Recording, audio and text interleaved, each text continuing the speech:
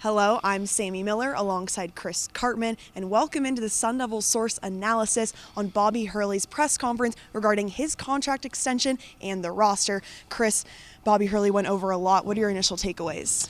Yeah, I thought it was introspective more than anything else.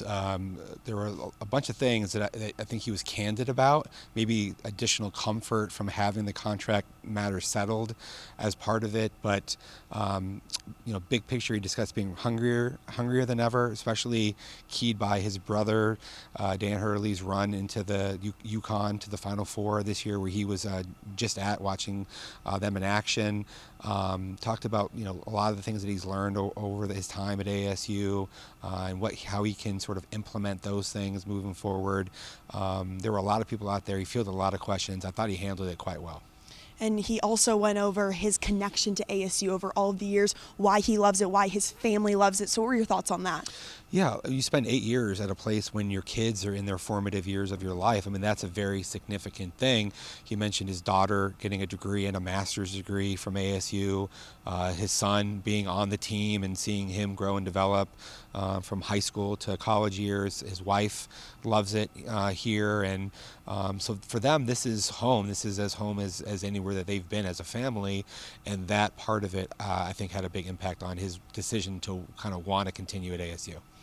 And Coach also mentioned how when you're coaching, you learn a lot every single season. Not only a season, just his time here at ASU. So what are some of those big lessons that he talked about today? Well, I asked him that, look, there's a myriad factors that go into being a successful coach, right? It's managing your roster and working with your staff and understanding how to interface with the administration and dealing with NIL and all these sort of aspirations that players have. And then you have the scheme and practice scheduling and there's all these things. And so I said, what are the things that you've kind of learned, that from self-reflection that's going to help you get better? And I think the big thing he zeroed in on is you have to have the right roster composition. He referred to it as a puzzle. It's an ongoing process because there's always guys coming and going. He built it through having some guys that maybe didn't have the team first mentality, which he sort of referred to at an earlier stage of them having a down period during COVID. But he feels like he's learned through going through this process in a way that's going to help moving forward. And speaking of the roster, there are already 3 players who entered the transfer portal: Jemiah Neal, Enoch Boakye, and also DJ Horn. So those are 3 players that are already out, but Coach Hurley did say that he told the players that are on this remaining roster that he wants them here.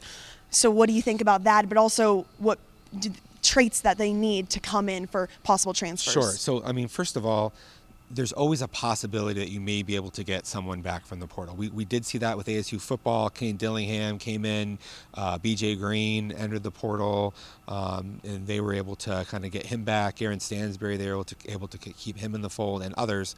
So I think that it's clear that Bobby Hurley would love to have DJ Horn or Jemiah Neal or whatever, but it is true that in basketball, with a quick timeline, these guys are probably more likely than not going to be leaving.